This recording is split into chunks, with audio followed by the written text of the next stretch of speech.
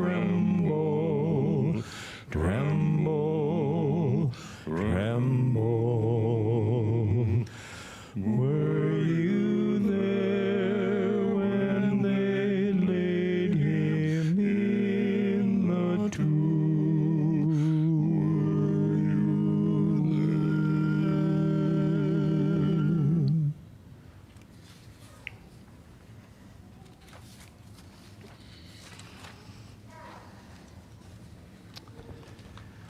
Good evening and welcome to our Good Friday service. Welcome to you joining us online as well. A big thank you to our musicians and helpers tonight. I want to thank Kurt Gullickson, Wayne Anderson, Dennis Larson, and Holly Jansen, who will be singing, Janet Anderson on the piano. I also want to thank Tim and Brenda Wright for helping with our production, as well as Teresa Jones. And I want to thank our readers tonight, Brad Giese, Stephanie Foster, Blair Schrader, and then a group of volunteers who are helping undress the chancel area through the service. So thank you so much for everybody's help. Just as an announcement, tomorrow night we have probably one of my favorite services of the whole year, the Easter Vigil. It starts outside around a campfire, and we enter into a darkened church by the light of the Christ candle behind me here, and then eventually we all get a candle, and it's a very powerful service. So I encourage you to come if you'd like to be a part of that service. And then Easter Sunday, that's at 8:30 tomorrow evening. And then on Easter Sunday, we have a 7 o'clock, 8:30, and 10 o'clock service. And I believe, Patty, if I'm right, the 10 o'clock is filled right now. So, and the 8:30, so it looks like 7 a.m. may be the time. And you can also catch it online. But anyway, Easter Sunday service is coming up. We will follow the order as printed in the bulletin, and that is where we'll start right now with an opening litany. We live in a world of stories, happy, sad, childhood, dreams, funny, serious, impacting.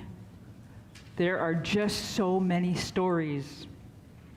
And every now and then, we hit upon one that strikes us somehow as being important enough, significant enough, impacting enough to tell again, to tell again, to tell and retell every year, and remember again and again what it is about this story that we find so particularly moving. We are gathered here tonight to tell a familiar story. A story that moves us and engages us and actually touches us. It affects us because it is a true story. It is a story about nails and wood, pain and humiliation. It is a story about the sacrifice of God's only Son, an unjust death, the slaughter of an innocent lamb for us. And the players of the story, Judas and Peter, the other disciples and the men and women of Jerusalem, Pilate and the Roman soldiers. We hear their part in this terrible and awful event, yet we are unable to point our finger of blame.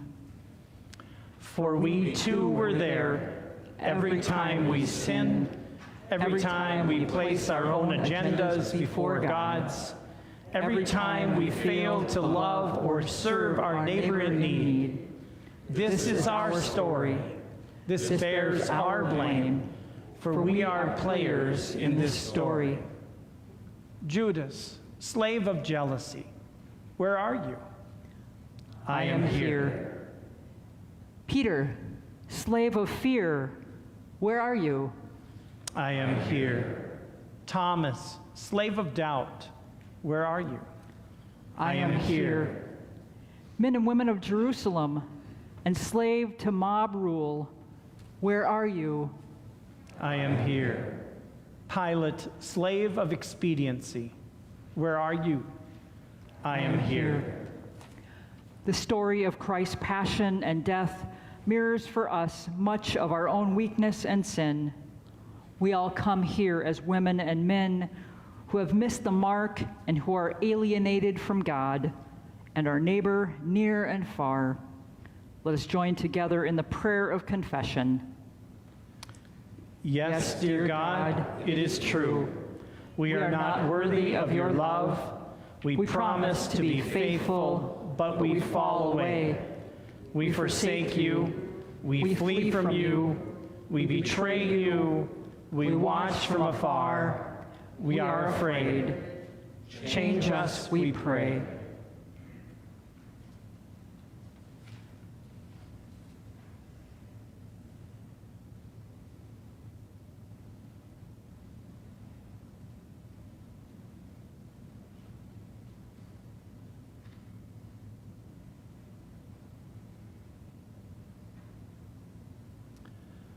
Please hear this good news.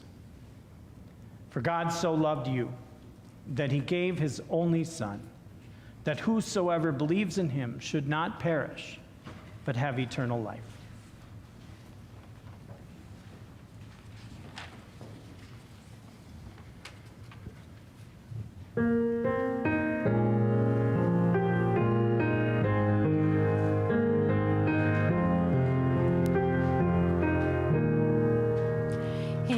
Christ alone, my hope is found.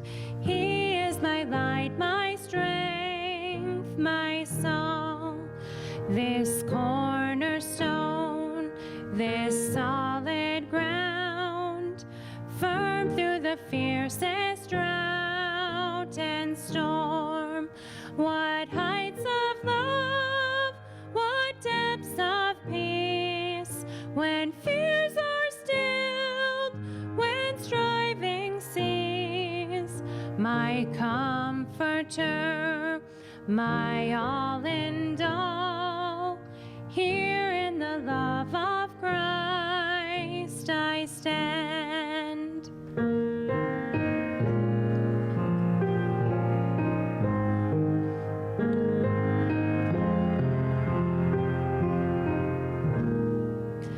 In Christ alone, who took on flesh, fullness of God in helpless babe, this gift of love and righteousness, scorned by the ones he came to save, till on that cross, as Jesus died, the wrath of God was satisfied. For every sin on him was laid. Here in the death of Christ I live.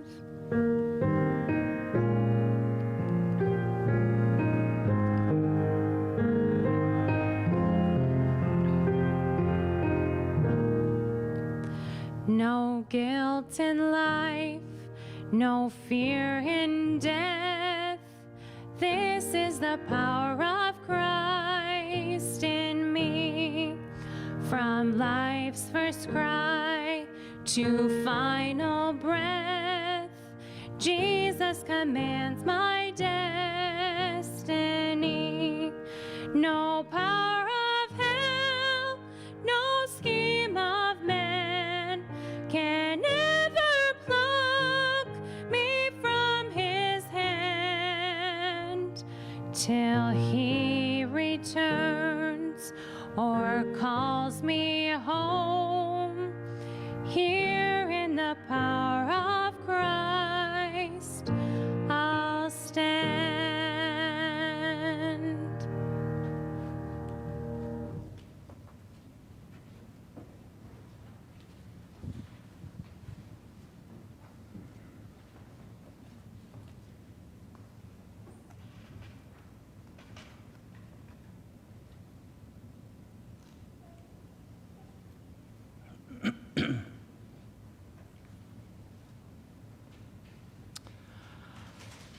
My mother always believed that it is always cloudy on Good Friday.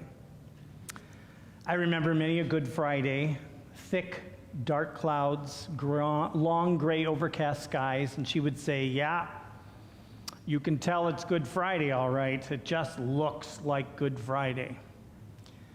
And as a kid growing up, I've got to confess to you that I was more than just a little skeptical that Jesus' death on the cross somehow could have an effect on our weather 2,000 years later, that it would be possibly cloudy that day all over the world. I didn't buy it for a moment. And when there would come the occasional sunny Good Friday, blue skies, not a cloud to be found, oh, I was quick to point it out to her, pop that little myth in her brain, prove her wrong.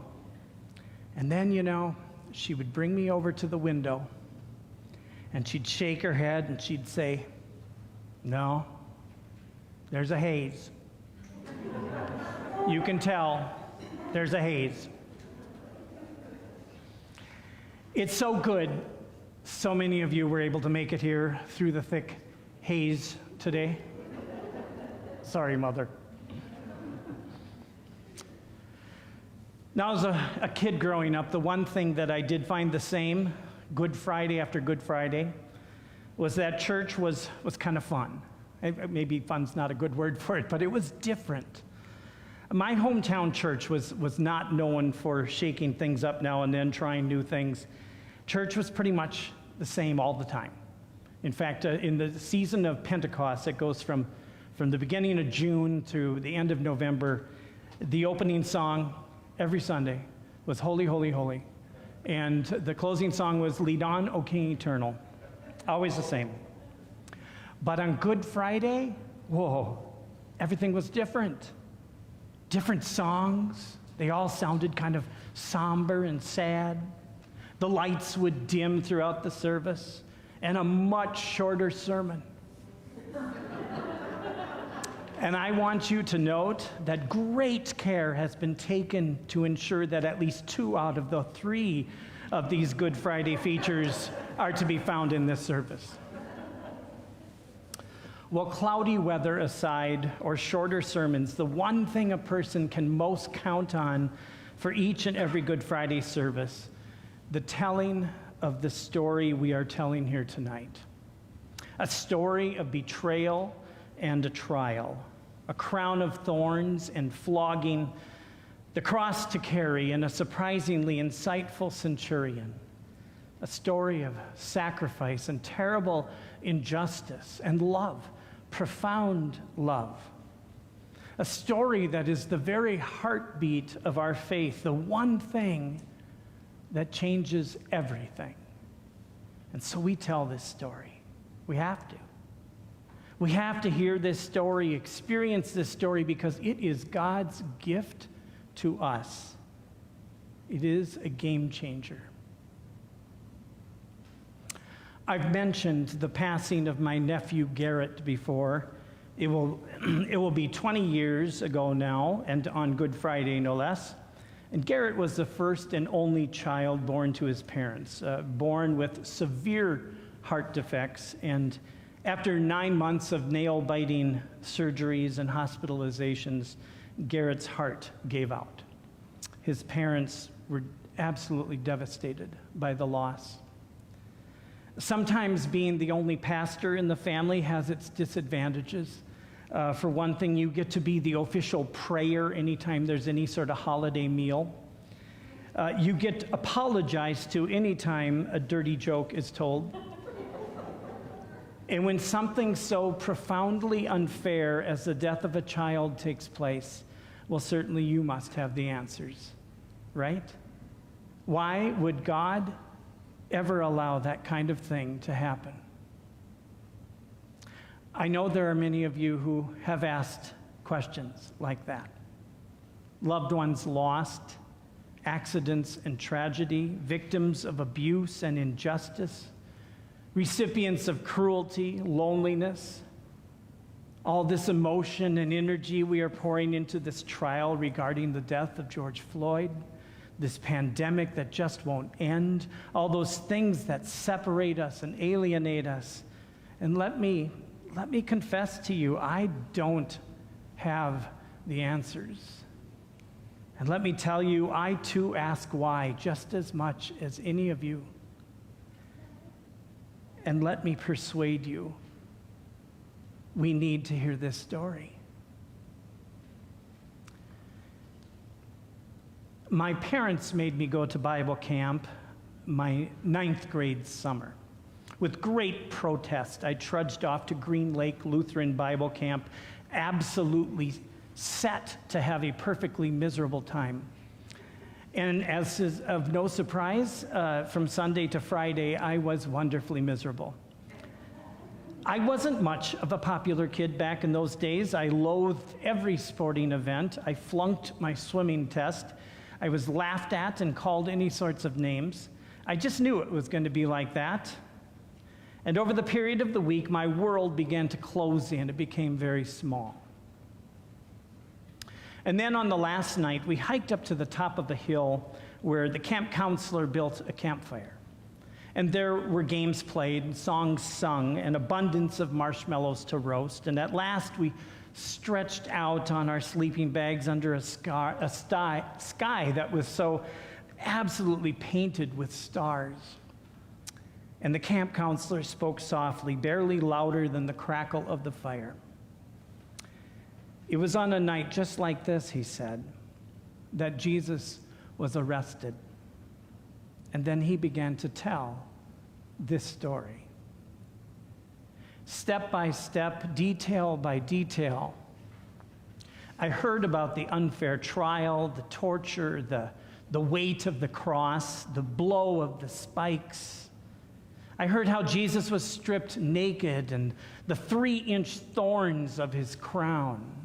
Every painful step he took through a crowd of people, some who were spitting on him and laughing at him and cheering for his death. The cross upright and all his weight pouring down on a spike driven through his feet. And then he couldn't breathe. The agony of pushing himself up, the weight of his body being pushed against that terrible spike in his feet, all in order to catch a breath. Those long hours of pushing his weight against a spike until at last he could no longer lift himself. His strength was gone.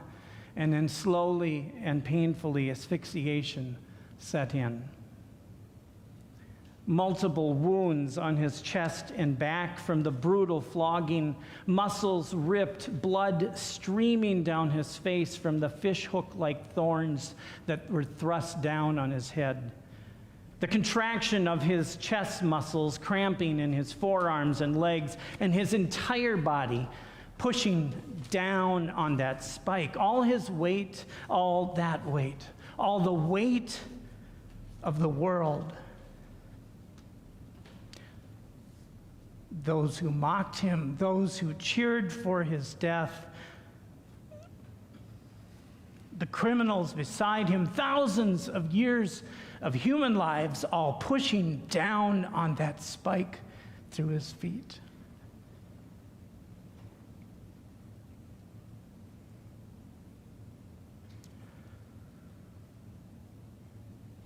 All the weight of the world was nailed to that cross. And without question, it is a world that can be so terribly unfair at times. A world that can reject us and scare us, abuse us and accuse us and rob us of our loved ones. A world that can harass a teenager into believing he's worthless and bring about a hell for some young parents who are praying and praying that their baby would survive.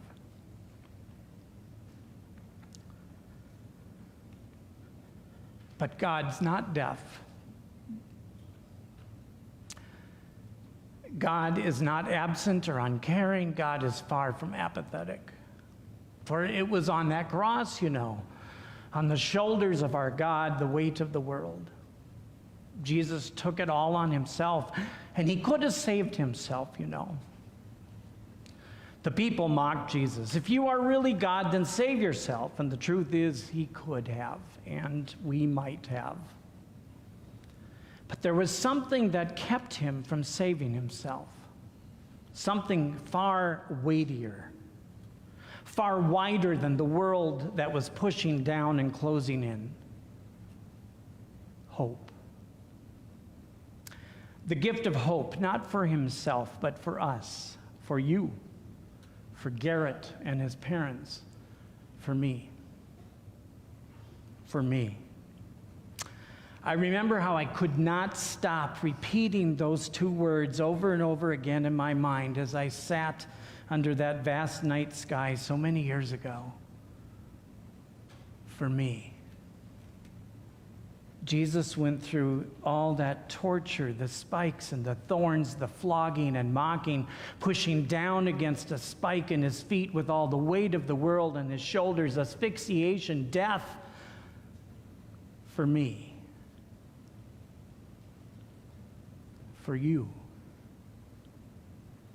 This story was given for you.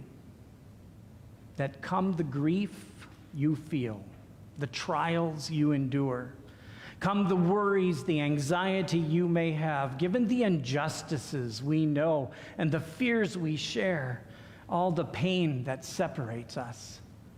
Come the shame, the anger, the regret, the guilt, whether your skies are cloudy or sunny as can be, this tragic, powerful, game-changing story of profound love has been given for you.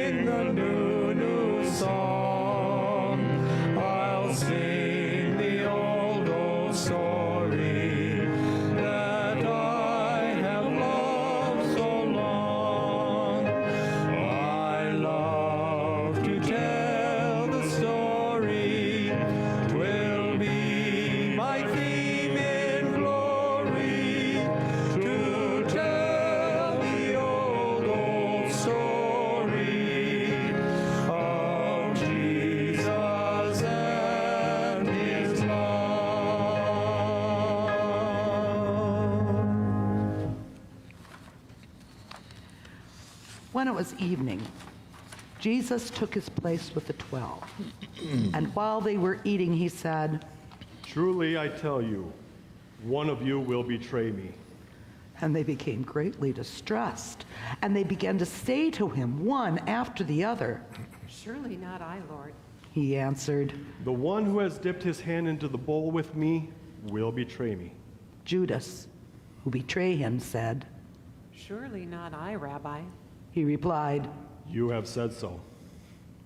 They went to a place called Gethsemane, and he said to his disciples, Sit here while I pray. He took with him Peter and James and John and began to be distressed and agitated, and he said to them, I am deeply grieved, even to death. Remain here and keep awake. And going a little farther, he threw himself on the ground, and he prayed that if it were possible, this hour might pass from him. He said, Abba, Father, for you all things are possible. Remove this cup from me, yet not what I want, but what you want. He came and found them sleeping. He said to Peter, Simon, are you asleep? Could you not keep awake 1 hour? Keep awake and pray that you may not come into the time of trial. The spirit indeed is willing, but the flesh is weak. and again he went away and prayed, saying the same words. And once more he came and found them sleeping, for their eyes were very heavy, and they did not know what to say to him. He came a third time and said to them, Are you still sleeping and taking your rest? Enough.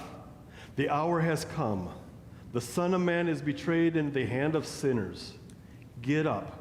Let us be going. See, my betrayer is at hand. Immediately, while he was speaking, Judas, one of the 12, arrived, and with him there was a crowd with swords and clubs from the chief priests, the scribes, the elders. Now the betrayer had given them a sign, saying, The one I will kiss is the man. Arrest him and lead him away under guard.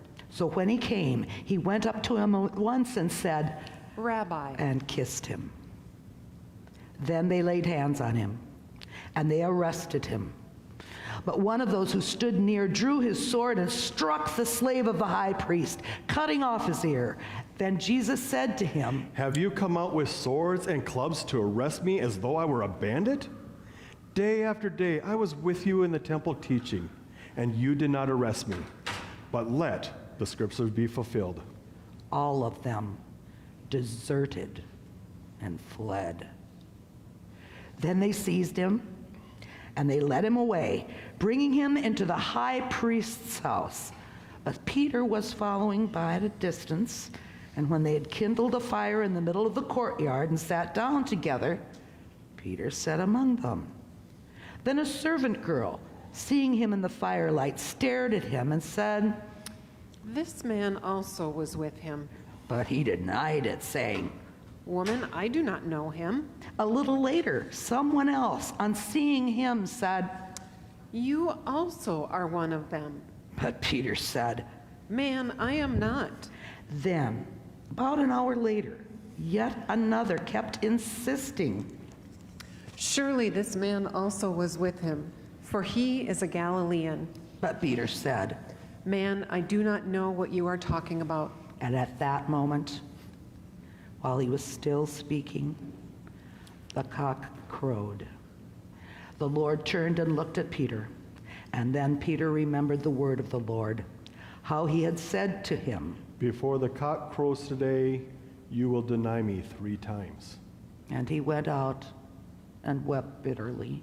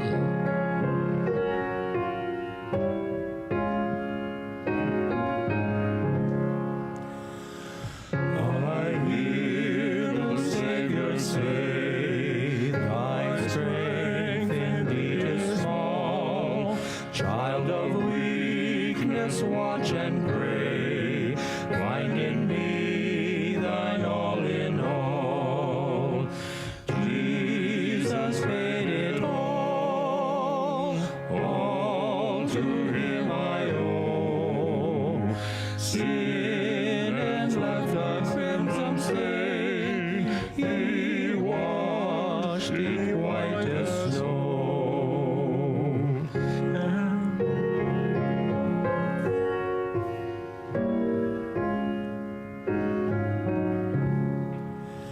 And now complete in him, my robe is righteousness, close sheltered neath his side. I am divinely blessed. Jesus made it all to him I owe. Sin had left a crimson stain, he washed it white as snow.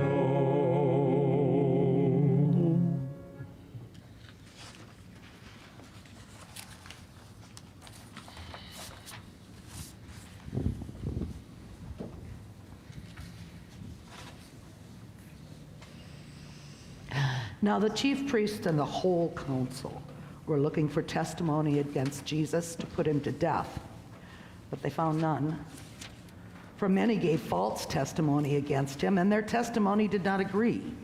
Some stood up and gave false testimony against him, saying, We heard him say, I will destroy this temple that is made with hands, and in 3 days I will build another not made with hands. But even on this point, their testimony did not agree.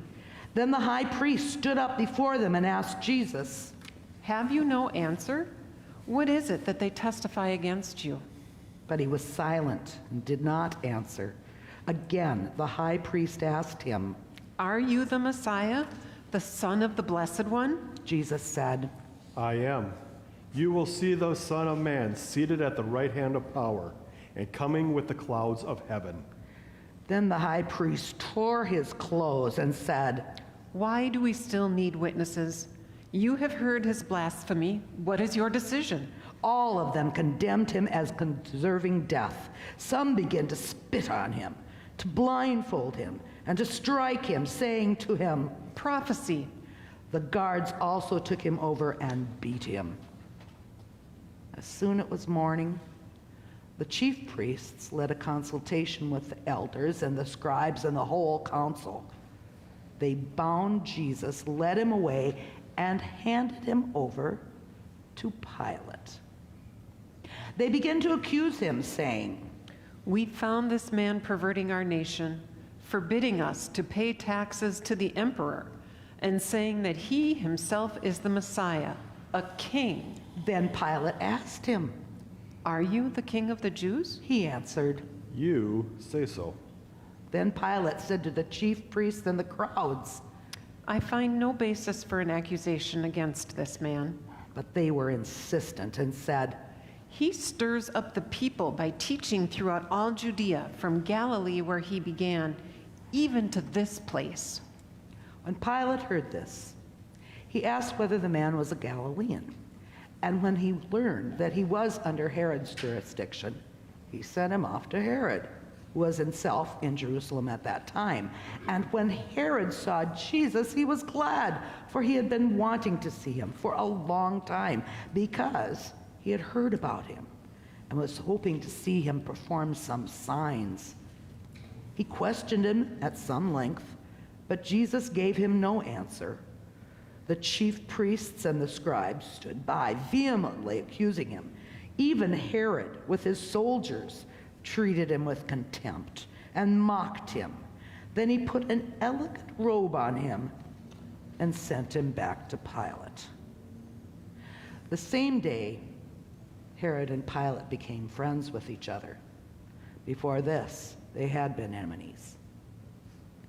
Pilate then called together all the chief priests, the leaders, and the people, and said to them, You brought me this man as one who was perverting the people.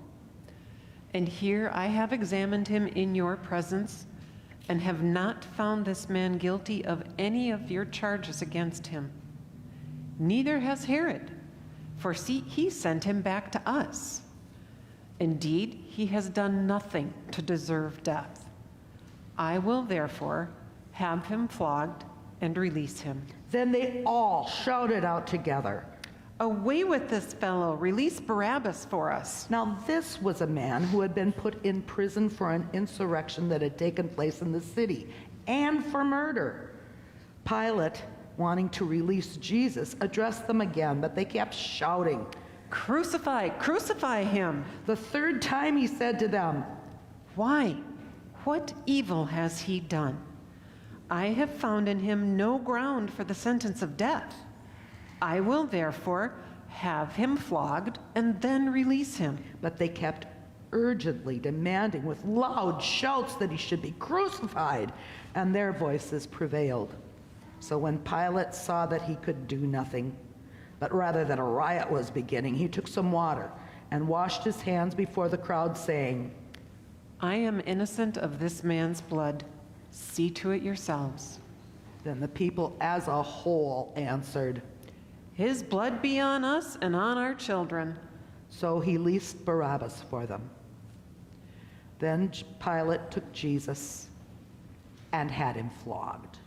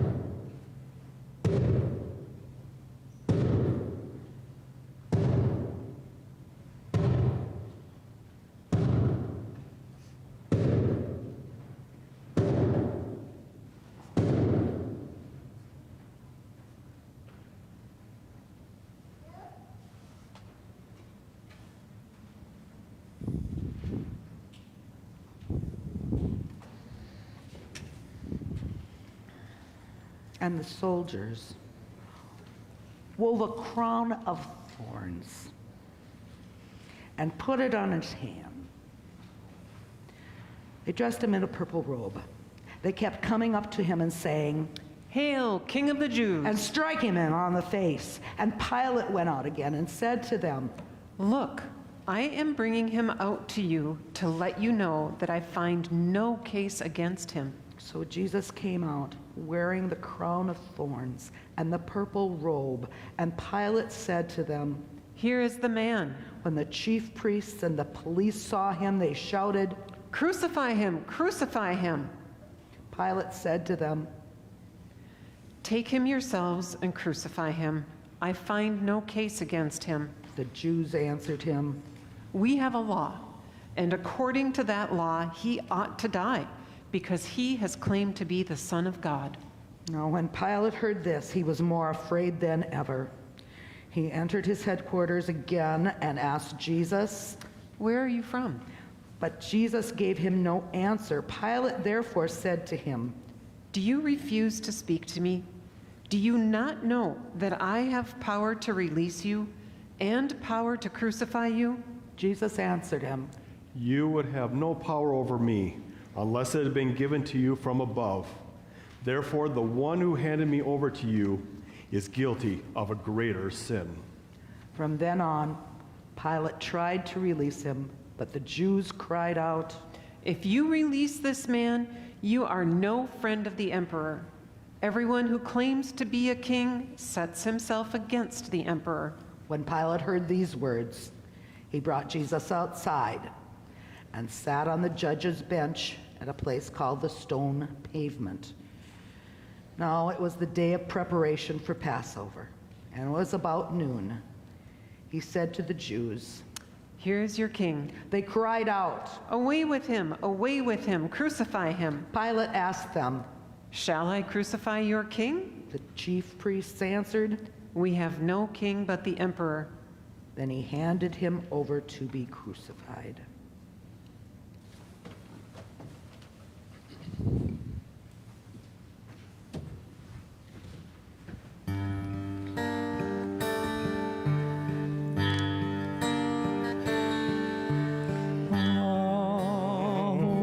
Holy Jesus, how hast thou offended that we to judge thee have in hate pretended by foes derided, by thine own rejected, almost afflicted.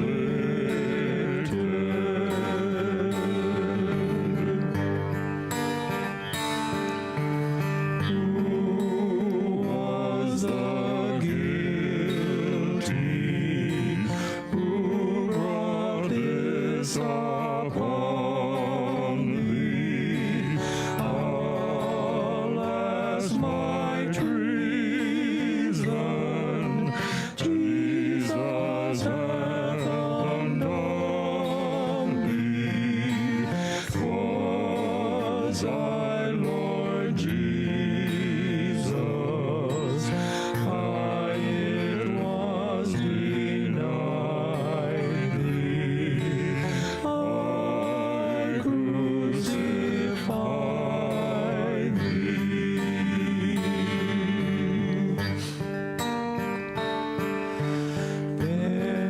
Therefore, kind Jesus,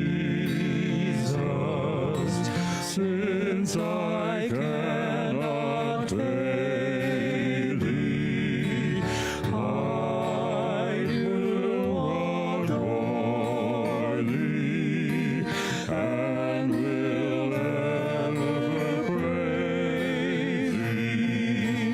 Think on thy pity and thy love unswerving, not my deserving.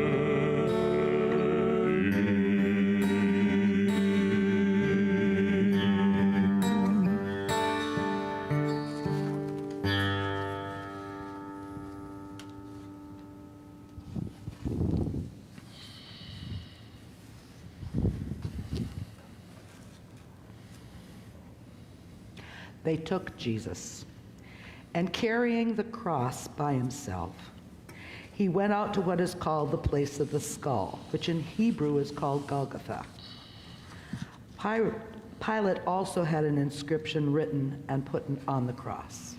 It read, Jesus of Nazareth, King of the Jews. Many of the Jews read this inscription because the place where Jesus was crucified was near the city. When the soldiers had crucified Jesus, they took his clothes and divided them into 4 parts, one for each soldier. They also took his tunic, but now the tunic was seamless, woven in one piece from the top. So they said to one another, let us not tear it, but cast lots for it and see who will get it. Meanwhile, standing near the cross of Jesus were his mother and his mother's sister, Mary, the wife of Clopas, and Mary Magdalene. When Jesus saw his mother and the disciple whom he loved standing beside her, he said to his mother, Woman, here is your son. Then he said to the disciple, Here is your mother. and from that hour the disciple took her into his own home. 2 bandits were crucified with him, one on his right and one on his left. Those who passed by derided him, shaking their heads and saying, You who would destroy the temple and build it in 3 days, save yourself.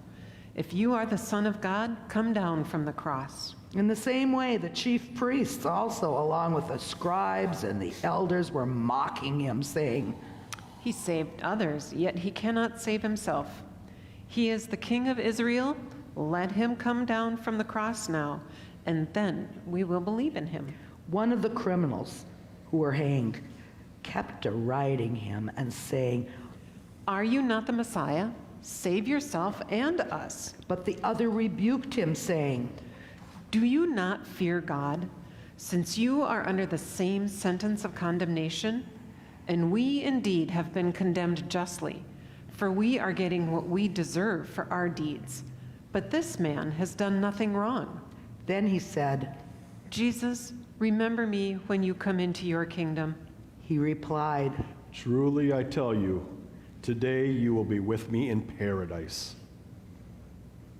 From noon on, a darkness came over the whole land till 3 o'clock in the afternoon.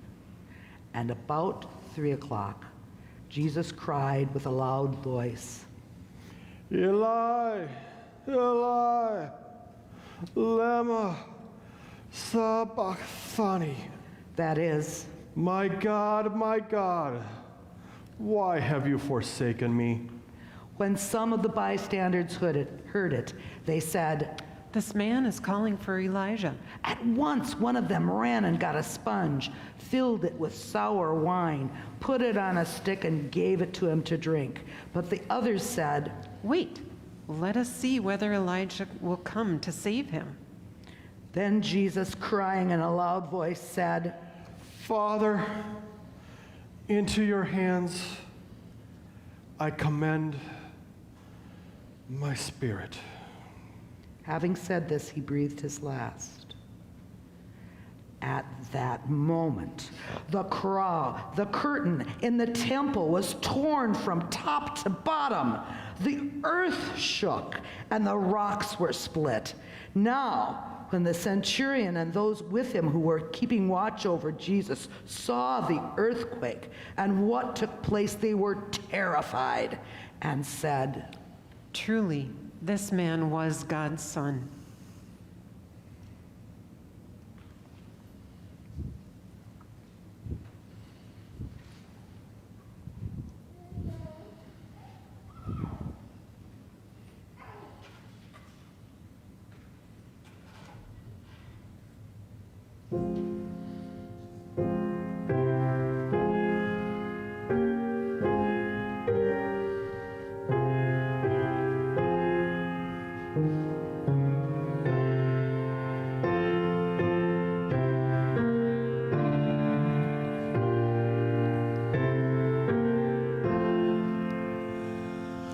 When I survey the